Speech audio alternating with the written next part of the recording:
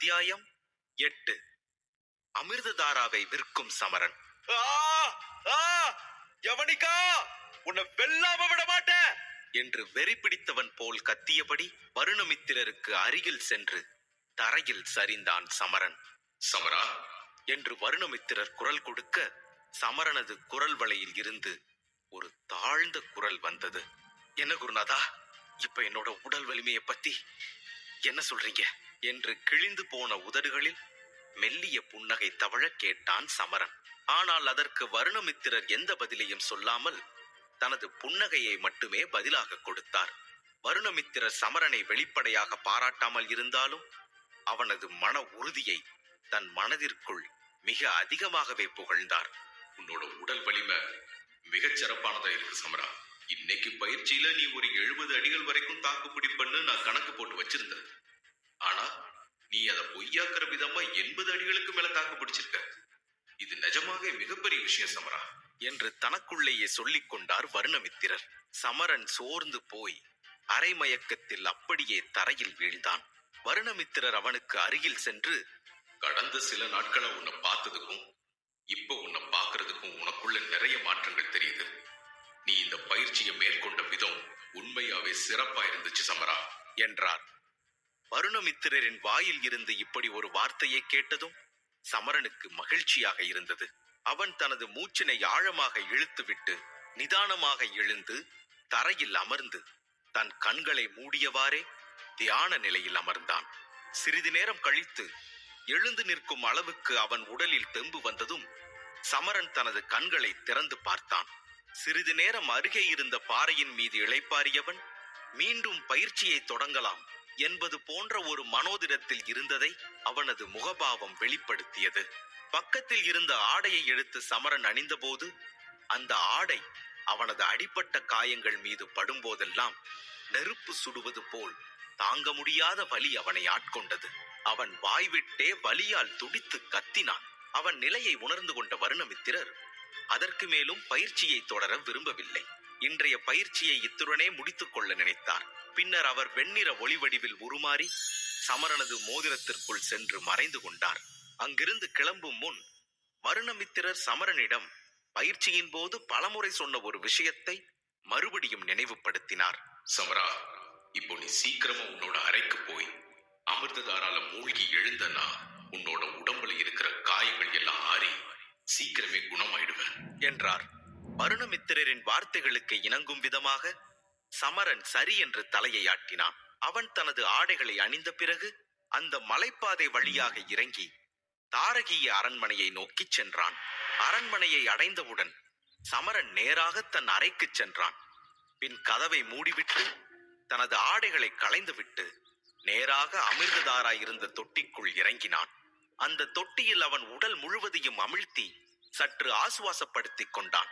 புண்பட்ட உடல் முழுவதும் சில்லென்ற நீரும் அமிர்ததாராவின் அற்புதமான மகத்துவமும் மூலிகைகளின் சக்திகளும் அவனை பஞ்சு போல மென்மையாக்கி புத்துணர்ச்சியை அள்ளிக் கொடுத்தது.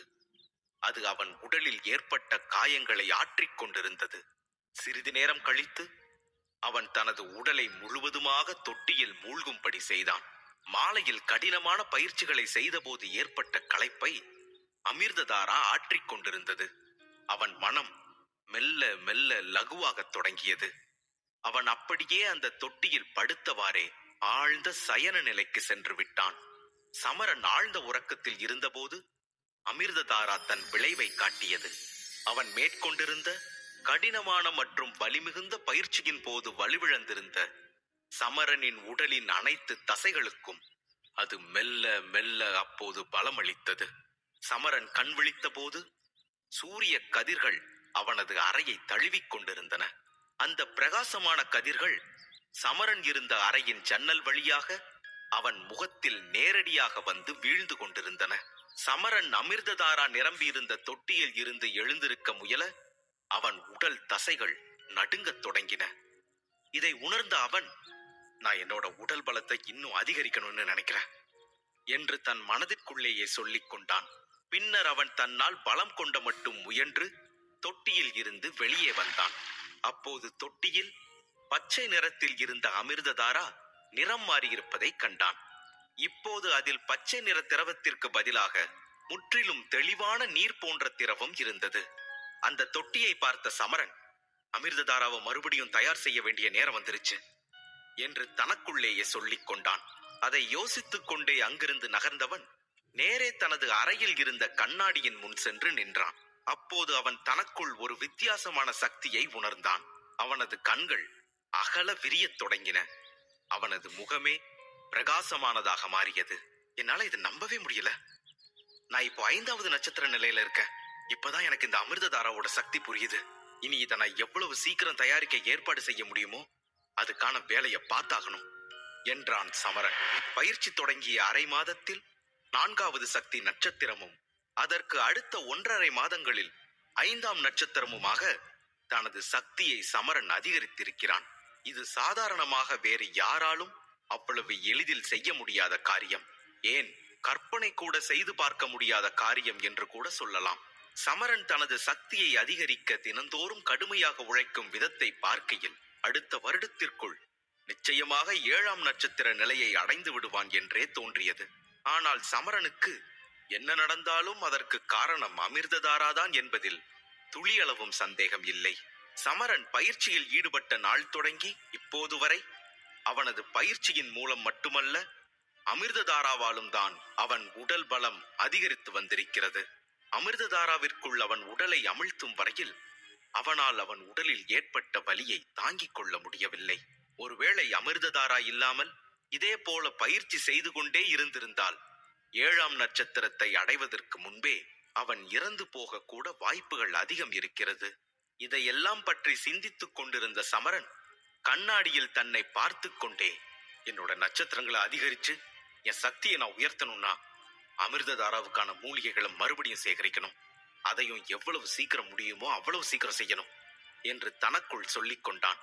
அதையும் தாண்டி வருணமித்திரருக்கு தான் முதலில் நன்றிகளை சொல்ல வேண்டும். அவர் வரவில்லை என்றால் சமரனால் 5வது நட்சத்திரத்தை அடைந்திருக்கவே முடியாது.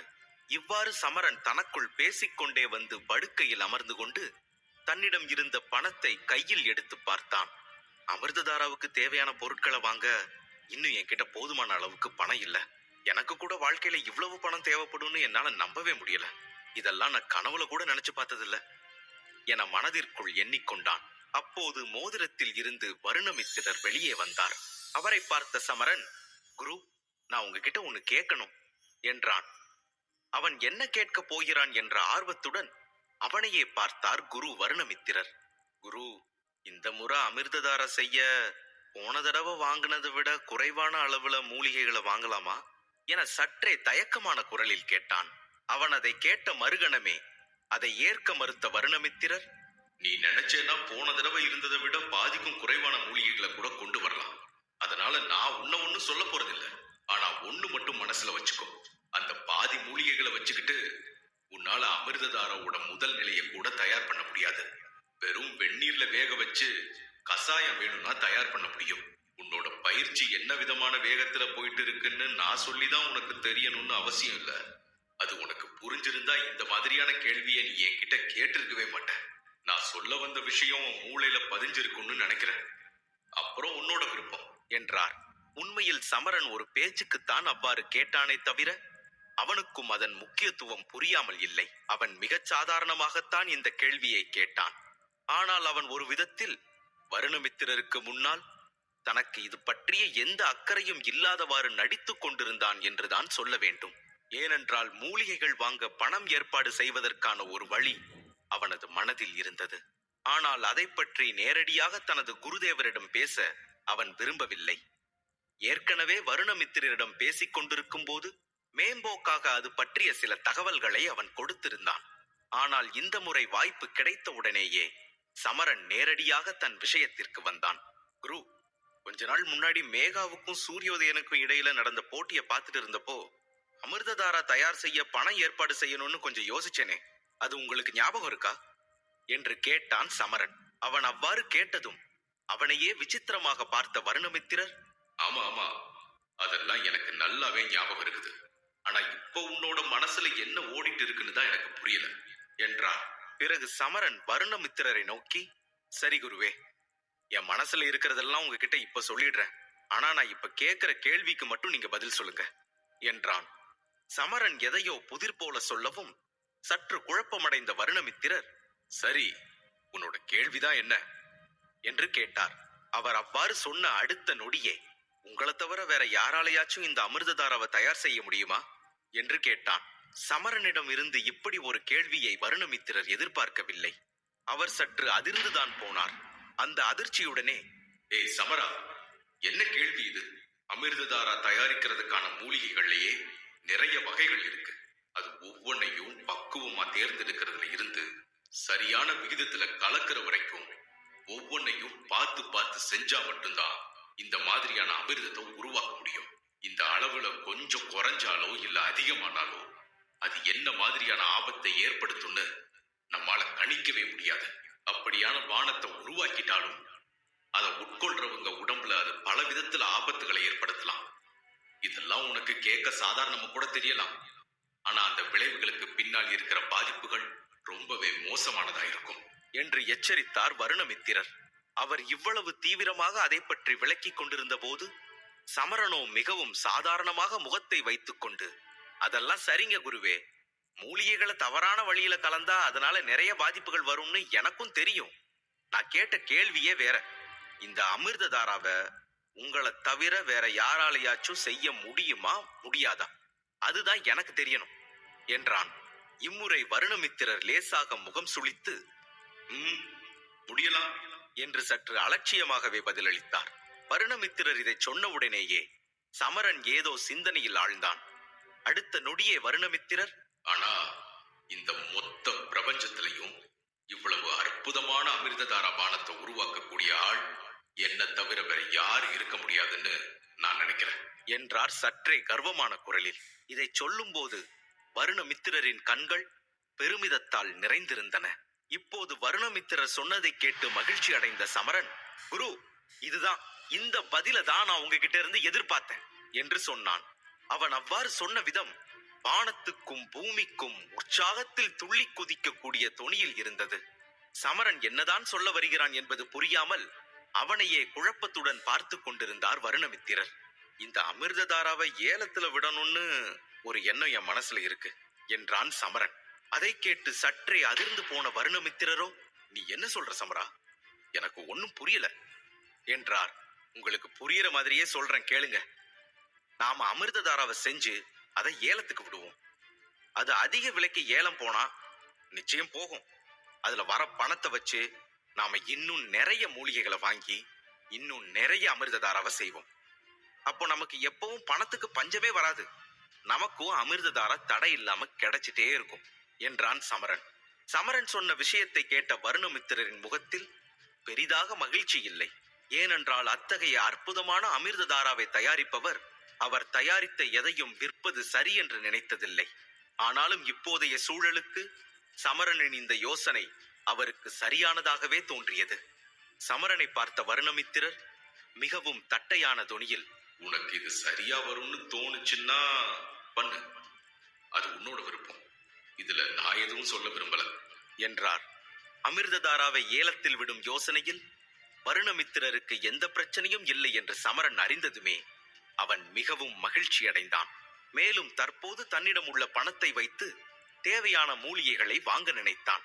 சிறிது நேரத்தில் சமரன் சந்தையை அடைந்து மீண்டும் அமிர்ததாரா செய்வதற்கு தேவையான மூலிகைகளை மிக விரைவாக வாங்கினான்.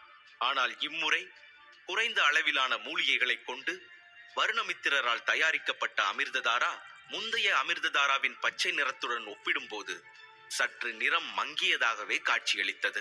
அந்த அமிர்ததாராவை ஒரு சிறிய குடுவையில் பத்திரமாக சேமித்து வைத்த சமரன் சற்றே இளைப்பாறும் விதமாக தன் கண்களை மூடி ஆழ்ந்த மூச்சை விட்டான்.